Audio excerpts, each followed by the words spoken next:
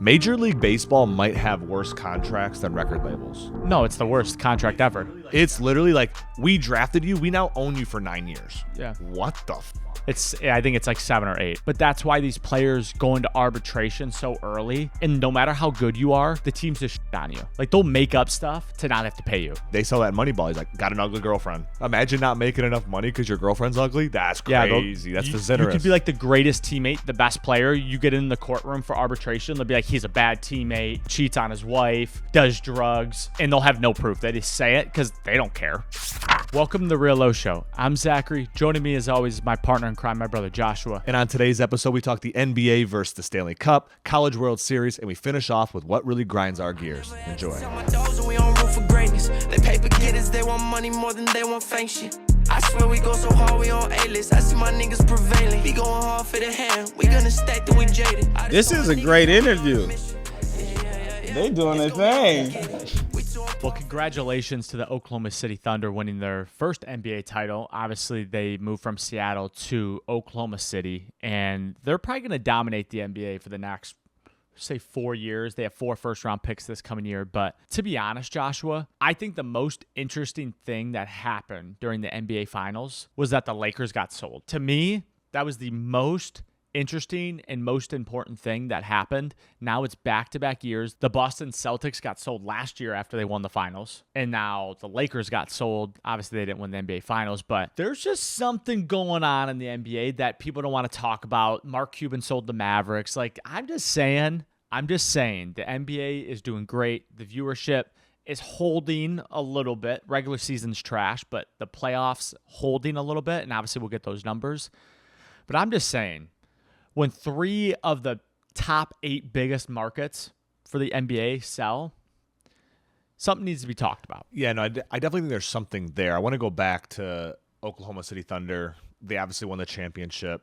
I think there's someone that no one is really talking about in this whole scenario of OKC, and that's the GM, which is Sam Presti. He's been there since 2007. I think he was actually with the Seattle Sonics when they were actually in Seattle. But this guy has literally drafted. The last time they were in the NBA Finals was when they had Durant, Russ, and Harden. He drafted all 3 of those players. Yep. The owners were cheapskates, didn't want to pay for them, so then they dismantled. He then acquired all these picks to then now build the team they have now. And when you look at the team they have now, it's the second youngest NBA team to ever win a championship. So it is impressive what he has built, and to think that they have all these picks that are like, he still has a bunch of picks left, so they can acquire other people. And I think that's what's going to end up happening, is because they only have like 2-3 more years before you got to start really paying these guys. I don't understand why all these NBA teams have it wrong. Outside of LeBron James and the Miami Heat, and when he won it in Cleveland, every single team has been built off draft picks. All these teams that just go try to buy superstars, have 3 big superstars in play, they never win. I don't understand. It happens in baseball all the time at the biggest scale. I mean, the Dodgers just won in baseball, though, and they're a super team. But I would say the Houston Astros, who went on the biggest run, who won like 4 World Series or 3 World Series in like 5 years, whatever the run was. Every single one of those players were draft picks. Like, you win in the draft, and I don't understand why all these teams aren't doing what Sam's doing with the Oklahoma City Thunder. It's draft picks. It gives you more chances to succeed, and you don't have to pay those players as much because the cap is down on the contracts. This really is the problem in the NBA, I think, the most, because you have guys that need to be paid so much. You have like the Supermaxes, you have all these things. The way that they've been able to maneuver in OKC, even Indiana Pacers for that matter, they've really built that team in-house as well. But you've always seen super teams with the LeBron James going to Miami, them playing homegrown teams, the San Antonios, the Dallas Mavericks. So you do see it occasionally, but it was kind of funny to see how young of a team they were when they won. Just by like looking at them, you could just tell this was like a very young team. They didn't know how to win, but they somehow won. So I was just ChatGPTing while you were talking there, and going back to my point of the most interesting thing being that Jeannie Buss, the Buss family, sold the Lakers for $10 billion. That price tag, crazy. But I saw a tweet, Joshua, that was talking about how they think Adam Silver forced the sale because they knew the Lakers would go top notch to raise all the other teams' evaluations for the expansion teams they want to add. But when the Celtics and Lakers, both of their ownerships, are selling the teams, You have to look at it. Those are the two biggest brands in sports. It'd be like the fucking Cowboys and insert Kansas City Chiefs. We have officially put on our tinfoil hats because I don't see it the same way. Because when you look at Jeannie Buss, for example, her dad bought the team for $65 million. If you have the chance to sell the team at a $10 billion valuation, it's hard not to see why they didn't do that. The Buss family, their one singular asset was the Lakers. They don't own the Staples Center or, now the CryptoArena.com. Like, they literally just own the team and banners. So in my head, it's not a bad idea to get out of that team because she can go into anything else. Like, yes, was she born and raised into the basketball? Of course she was. Is she always going to love the Lakers? Of course she will. She's still going to be the president, whatever that means. Whatever that contract's over, she's just going to get fired and released from the team. But I think it's a great move. Same with the Celtics. They bought their team for $200 million and they sold it for $6 billion. You got to respect that they already won 3 championships. I'm like, not what do you want? mad that they sold it. What I'm trying to say is we're at the top of the market. How many times do you need to 100x or 1000x your initial thing? I'm saying why is does it matter? If the NBA was in the hottest place right now, was in the hottest, like the next TV deal is going to be crazy big. The market is great. You wouldn't sell. But it's not for what you said, 2037. That's almost that's a long time. That's 12 years. So you have to understand that Jeannie Buss is like, fuck, I can get my $10 billion now, and then there's no gamble in 10 years. Because here's my thing. For her sake, why not buy now? If she can never buy in again, who cares? She got $10 billion. But worst case, the TV deal tanks team value, and then she just goes and buys in. That's what's going to happen. Maybe she goes and buys in. But to me, Mark Cuban selling was a totally different reason. Mark Cuban sold because, again, top of market. He owns a piece of the team. They're then going to go off and make this real estate casino play that they're going to bring Cuban in on, and that all makes sense. These player contracts are ruining the NBA, is what's happening. The NBA is being ruined by player contracts, which brings me to my next point. I want you to go back to the moment when the Thunder won the championship and watch how they reacted. Now compare that to the Florida Panthers winning the Stanley Cup. This just shows that the NHL is not only the hardest championship, but these guys would actually die on the field or on the ice for their teammates. Even past that, they're partying with each other. They love each other. They're embracing each other. You watch the Thunder. They're dapping each other up. It was just a totally different vibe. The NBA is all about individualism. It's all about how much money you can get, which brought me to the point where I think if you asked every NBA player, would you rather have an MVP or an NBA championship? Every single guy would say, I'd rather have the MVP. Where if you went to the NHL and you asked that question, every guy would be like, I want the Stanley Cup. I don't think every player would say they want the MVP, but I watched the reaction last night. Here's where I will cover a little bit for the Thunder. One, they were the best team all year. They played the Indiana Pacers. They were expected to win. They were minus 300 to start the series to win. They were a shoo-in to win the game. So I will say that. They were also up 24 points with 5 minutes left. They were already in their head we won the game. They only won by 13. It got a little close at the end, but still won by 13. So I will cover on that part. But that doesn't matter, Zachary, because the Panthers went two-peat and they were expected to win all year as well. And I will say this. The most paid player on the NHL, Florida Panthers, is the 12th guy on the Oklahoma City Thunder. 100%. And that was to my next point, was the reason why the NHL has so much more brotherhood to it is you look at the team like the Florida Panthers, the most paid guy makes $8 million. The coach even said no one will make more than him. Everyone else has to make less than that. And that's why they have so many superstars on the team, because they're all like, all right, we'll take a little bit of a pay cut. They're all from Canada anyway, so it's not really a pay cut to them. They're just paying a lot less taxes. And then on top of all that, they're all taking a pay cut so they can have all more guys on their team, and then they can win. The thing about the NBA is, how much money can I get myself? And then it's like, all right, we need some bench guys that need to pick it up. No, what if everybody just took a little bit less money? You could have a better team. That's where in the NBA, it's all about me, and that's where the NHL is all about the team. And that's why it's the hardest championship to win, because guys are willing to die for it. In the NBA, bro, guys are like, oh, I rolled my ankle. I don't know if I can play. Now, Tyrese Haliburton tore his Achilles because of this reason.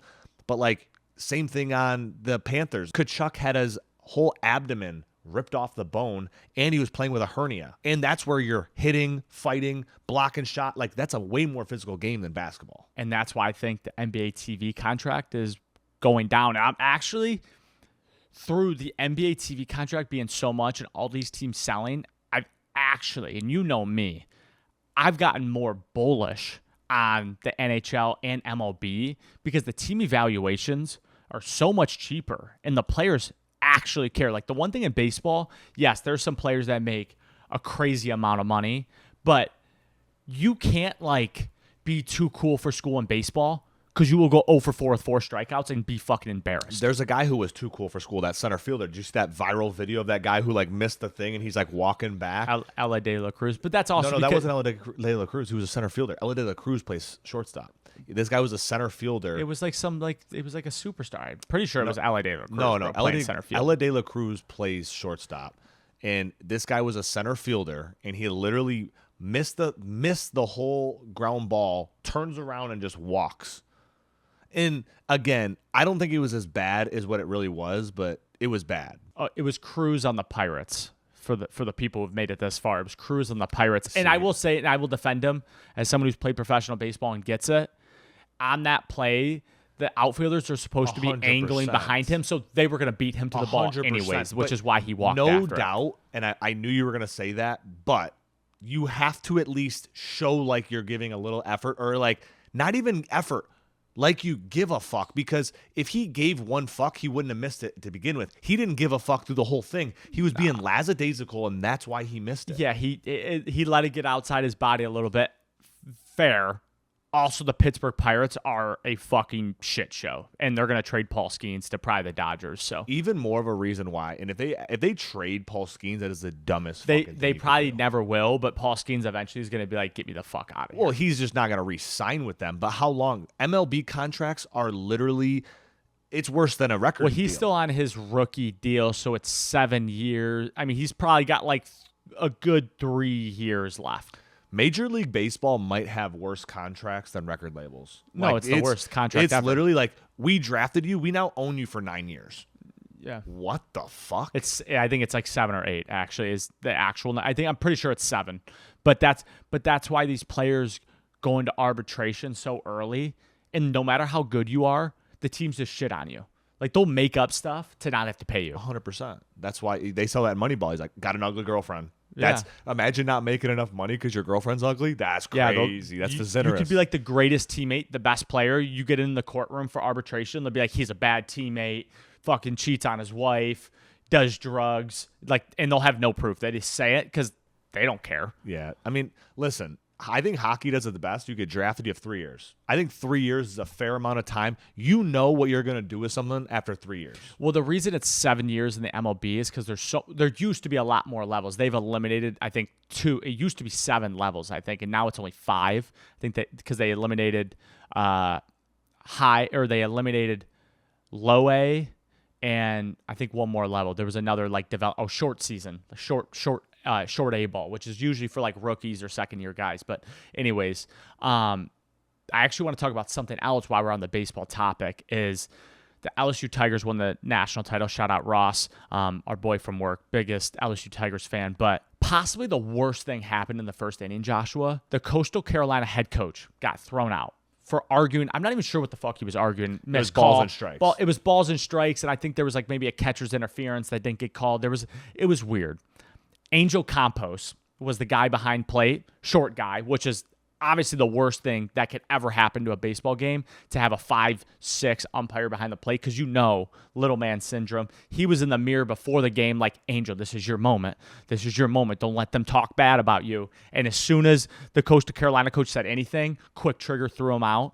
Literally, I hope he gets suspended and or kicked out of baseball, because you have to have a feel as an umpire in a game like that. Everybody's tensed up, right? Especially Coastal Carolina. They're looking for that fire. They have to win 2 games in one day.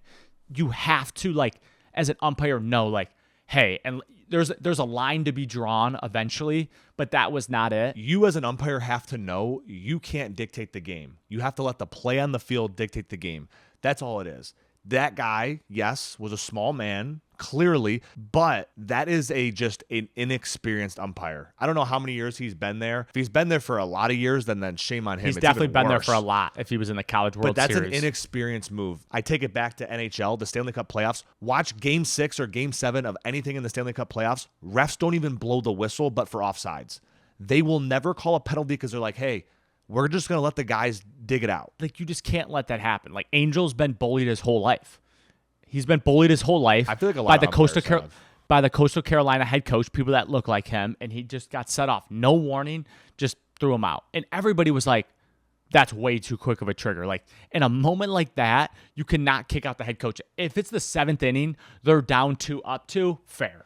Fair, I will get in, especially if he's been riding him the whole game, I'll give it fair. First inning, throwing out a coach, in pretty much any game, should never happen. Don't care. Unless he says something about your mom, then maybe. But, like, in a College World Series, Game 2, sudden death, like... You think he Jackie Moon Father Pat him? For Suck sure. my cock, I'll murder your family. It's like, he told me to S my C. It's like, he's looking at him. Jackie, maybe your mom didn't go to heaven. Yeah, it's like they're just fighting back. But, yeah, congratulations to the LSU Tigers. They were pretty much a shoo-in to win. They're going to have the 1-2 MLB draft pick as their pitchers. They were probably going to win regardless. But the fact that a short umpire had to leave his mark on the game, you hate to see it from college baseball, and you hate to see it from the baseball world. I wonder what the odds changed in Vegas as soon as the coach was kicked out in the first inning. I bet the odds went crazy to the other. Like, I mean, LSU probably already had crazy odds to win it, but I bet you it went even more. I want to transition, staying in the summer sports. The only other sport that's going on right now other than baseball is golf. And I think I have an idea to save golf. Why does golf not have an all-star game? You take the top 10 golfers in the world, and they do a series of challenges. Longest putt, do like crazy drive, longest drive, straightest drive, do like close, like weird shots where they got to bend the ball and shit. A bunch of cool stuff. Not only would this bring so much virality, it would bring a ton more people to the sport that don't care about watching golf, but just want to see something cool happen, right? My idea is to do it on a random weekend. There's a bunch of random Corn Ferry tournaments and a bunch of random shit that no one cares about. Just take the top 10 golfers in the world, have them do it on a random weekend. There's no major sports going on right now. It's the middle of the summer. No one cares about MLB Game 94. This is how golf saves the summer. I think how golf saves itself is actually having less tournaments. The All-Star Game is the All-Star Game This isn't like a tournament. I know. Imagine seeing the top 10 golfers in the world. Listen, I think the golf All-Star Game is interesting. I don't love it. It's interesting. Now, the reason they don't have it is because golf is the definition of an individual sport, which is why Liv came in and were like, we're going to make it a team game, and you can wear shorts, and it's like once a month. Like, Liv actually, not really much the team part, but the amount of tournaments Liv is doing is actually right. If golf had one tournament every 3 weeks and it was the best courses and they were hard, like whatever the other course was at, I think it was the U.S. Open, the one where the dude got kicked out for like breaking all the lockers. I don't know if you saw it. Yeah, I don't. I think it was the U.S. Open. I could be completely wrong. I don't watch golf, but the winner was like -1. That like having a course like that every couple tournaments. That's the U.S. Open. Yeah, but the U.S. Open is good. That's how it's but that's made how to it be that way. Yes, but that's having more tournaments like that to have the best golfers only shoot -1 to me is more appealing than watching some dude in whatever Corn Ferry tournament or even like any big tournament shoot -20. I don't care. But the U.S. Open just happened. The guy was +1. That won it? Yeah, that won it. I thought it was -1, so there you go. That's what I'm saying. But that's, to me, from a person who doesn't love golf, I'm more open to that to see them watch and play the hardest courses possible. That's my whole point, Zachary. All I could think about when thinking about the golf All-Star Game was the PGA Tour game when you could like design a hole and it just be like craziness. Why wouldn't we do like a 3-hole crazy fucking course? That's just one of the segments. And then it's like a whole skills competition. Bro, I'm telling you, there would be so much virality to it. It would really be cool because how good these guys are is unbelievable. So yes, watching a 9-hole, 18-hole each day for 4 days, that's not appealing. But having fast, rapid games where they're doing like the hole-in-one challenge, all these random things, it would kill. It would murder. What you're describing, Joshua, is the TGL. No, it's that not. already exists. No, and it's this is not. my thing. I went and saw one. The TGL is not this. I'm talking about a legitimate outside. They build a legitimate course. I'm not talking about a fucking big ass screen with a simulator. I'm not knocking the TGL. I'm just saying this is the best golfers in the world doing crazy skill challenges one time a year. Yeah, I hear you. But cool. what I'm saying from a standpoint of like doing the hardest courses and like hitting off a mountain, when I went and watched the TGL, I was like, man, if they made this shit like not realistic at all, like you're hitting off the top of a fucking mountain onto a green that's like this small, that to me is more appealing, which is skills challenge or not. Problem. That's a TGL problem because I agree with you. They need to lean into the fact that you're shooting on a fucking screen. Yeah. And it should be these like they should take the PGA Tour like hardest fucking holes and they should like do that in the TGL. Why not? You have to add an element that isn't already in real life because to me, the TGL will never be anything compared to real golf unless you do that. I actually didn't mind it when I went and watched it. It's a lot faster paced. It's quick. I'm not knocking that. I'm not saying it's not a bad idea. I'm just saying you have to keep refining that idea over the next years and make it happen. I don't love the All-Star game idea for golf. I don't love it. Shame on you. I really don't. But last topic I have, Joshua, unless you have anything to add, we're going to go completely left field. We've only talked sports, but I just have a rant about Twitter, aka X. I've been very bullish on Twitter for a long time. I always thought, in the next 10, 15 years, people think there's going to be more social media apps. I think there's going to be less. And I've always talked about this big three, YouTube, Meta, Twitter. That's what I've always said would be the big three. I am now taking Twitter out of my top three, and I'm adding TikTok. TikTok is going to win. They're going to win live streaming. They're going to win live shopping. They've won in the algorithm game. They've won in the interface game. And Twitter continues to fall behind on not innovating anything video-wise. It's been the same app for 15 years, and now you have to pay for it to like get anything. Like I don't pay for any social media app but Twitter, and to me the benefits don't outweigh the cost. I think Elon is completely lost on Twitter, and I don't see it actually sticking over the next 10 years. My thing is Elon is just disconnected from Twitter. He's just tweeting. He's got too much shit going on. He has way too much shit going on. He physically, no human being can do the amount of stuff that he has and then be in it. To me, I say it all the time. If you're doing a lot of things, you're almost doing nothing sometimes. Sometimes you just have to knock a couple things off. Now, I say that from my own experience. Elon is obviously a fucking superhuman when it comes to a lot of this stuff. But I don't understand how someone can go from like SpaceX to like doing things in the government to then Twitter, then to like Boring Company, then to Tesla, then to, it's like the list goes on and you're just like, I don't understand how that's even possible. A lot of things slip through the crack. And I will say, and we talked about this earlier about Twitter, the only relevance Twitter actually has right now, because they do nothing the best. We can sit here and talk all day about social media. We will not be like Twitter does anything the best but this one thing. And that is there's no rules. It is the Wild West. And that does play to an extent in a world where kind of before our current president came into office, everything was kind of pushed down. You couldn't say certain things. I mean, a lot of things are pretty woke. I mean, like you go to like Twitter, like TikTok, for example. Like we'll post a video on TikTok of like nothing bad at all, and it will be shadow banned instantly. But that's my thing is that's where I'm like in my head, I'm like, bro, if Twitter could just do video at a 10% clip, they would win. They will win top three. But the fact that they don't do video well at all, the algorithm really isn't that good. The problem is for me is I hate the fact that I'm only getting fed videos now. I come to Twitter because I want to read tweets.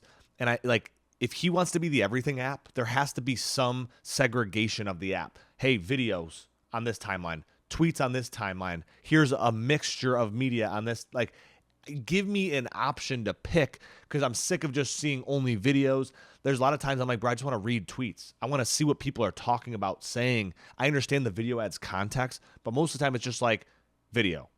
And it's like, bro, I don't want to just see videos on Twitter. That's not why I go there. And there's no organic growth on it at all. You can't like grow this, there. Like the virality is put a funny fucking tweet under a viral tweet already. That is like the only way to get notoriety. And every once in a while, and me and Joshua make however many short form videos and have done all that.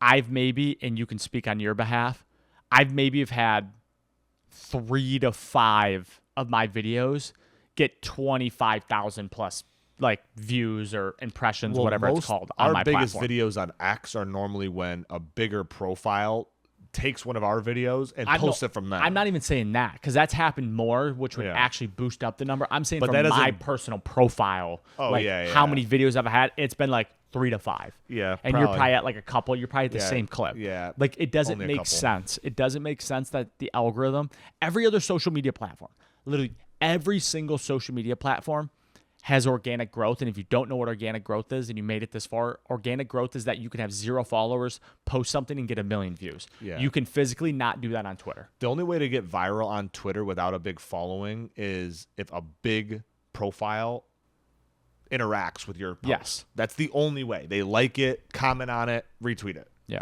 Or quote tweet it. Those are the only, or reply to it, I guess, too. Those are the only ways. And that's honestly my big tweets that I've had. That happened. Some random dude was just scrolling Twitter or like searched something on Twitter, found my video, retweeted it. Well, that's and then usually what happens.